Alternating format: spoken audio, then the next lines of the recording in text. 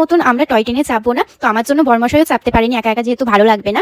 তো যাই হোক, আমরা পুরোটাই ঘুরেছি আর এখানে অনেক কিছু শপিং করেছিলাম, যেটা আমার ব্লগে হয়তো তোমাদেরকে দেখাতে পারবো না, কারণ সেই ভিডিওগুলো আমি নিইনি। আর বিশ্বাস করবে না, উইন্টারে দার্জিলিংয়ে এত কম দামে জিনিস পাওয়া যাচ্ছিল, মনে হচ্ছিল সবগুলোই নিইনি।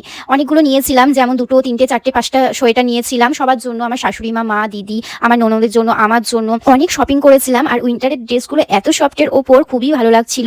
যাওয়ার সময় আমাদের নিয়ে যেতে হাল বেহাল হয়ে গেছিল। দার্জিলিংয়ে ঘুরতে এসেছি, শরীর যতই খারাপ হোক ক্যামেরা অন করলে কিন্তু ফুল এনার্জি চলে আসে। চলো, এখানকার পর্ব তো শেষ হলো, এবার কোথায় যাওয়া যাক দেখি।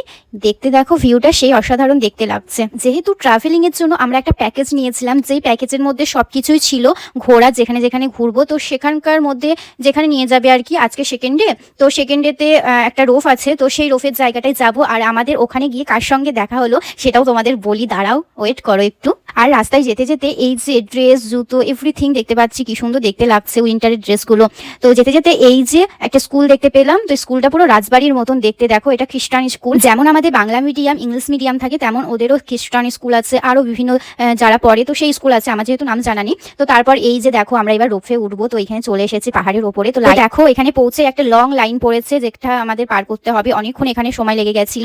তার সঙ্গে এই যে লাইনে দেখা হলো কার সঙ্গে, দেখো অহনা, যাকে তোমরা সবাই চেনো। অনুরাগে ছোঁয়া সিরিয়ালের অহনা এবং তার বয়ফ্রেন্ড গেছিল, তো আমাদের পাশের লাইনেই ছিল, এবং কি ছবি তুলতে পারিনি, তার কারণ হচ্ছে ওটা পার করে আবার যেতে হবে লম্বা লাইনে, তো সেই সূত্রে আমার ছবি তোলা হয়নি। আমি একটু ভিডিও নিয়েছিলাম, তো অনেক ভিড় ছিল, তো ভিড়ের মাঝে ছবিও তুলতে পারছিলাম না এবং ভিডিও নিতে পারছিলাম। যেটুকু স্ক্রিপ্ট নিয়েছি তোমরা হয়তো চিনবে অহনার বরকে, এখন তো বর হয়ে গেছে, তখন বয়ফ্রেন্ডই ছিল। তো এই যে অহনার সঙ্গে দেখা হয়ে গেছে, খুব কিউট এবং মিষ্টি, সামনাসামনি দেখতে অনেক মিষ্টি এবং অনেক সুন্দর দেখতে। এই দেখো, দেখতে পাচ্ছ কত বড় লাইন, এটা তো পার করে যেতে হবে, সেই কারণে আমি আর কি ছবি তুলতে পারিনি, আর অতদূর যাওয়াটাও সম্ভব নয়। তো যাই হোক, দেখা তো হয়েছে। চলো, এবার আমাদেরও লাইন এলো রোফে চাপার। এই যে রোফে উঠে পড়েছি, আর সেই মজা রোফে ওঠার। এই যে দেখো, সেই সুন্দর লাগছে দেখতে পাহাড়টা।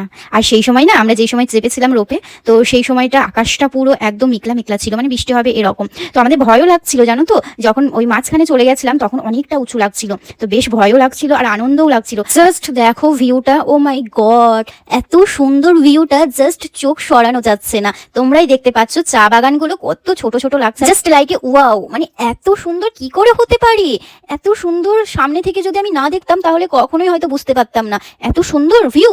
ও মাই গড, অবশেষে রোফে ওঠা সার্থক হলো। বরমশাই বলছিল এত বড় আর ইহা বড় লাইন থেকে আমার মনে হচ্ছিল আমি বাড়ি চলে যাই। তো অবশেষে এই রিভিউটা দেখে সবকিছুই ভুলে গেলাম। এত সুন্দর দেখো, চা বাগানে সবাই আছে, কত ছোট ছোট লাগছে না মানুষগুলোকে। দেখো বাবা, যতই শরীর খারাপ হোক তোমাদেরকে ব্লগ এবং ভিউ দেখাতে একদমই মিস করবো না, তো সেই জন্যই ভিডিওগুলো করে রেখেছিলাম। তো আজকে ব্লগটা তোমাদের কেমন লাগলো অবশ্যই জানিও। নেক্সট ব্লগে খুব শীঘ্রই তোমাদের সঙ্গে দেখা হবে। আজকের মতন সবাইকে টাটা, বাই বাই, হরে কৃষ্ণ, রাধে রাধে, মহাদেব মহাদেব।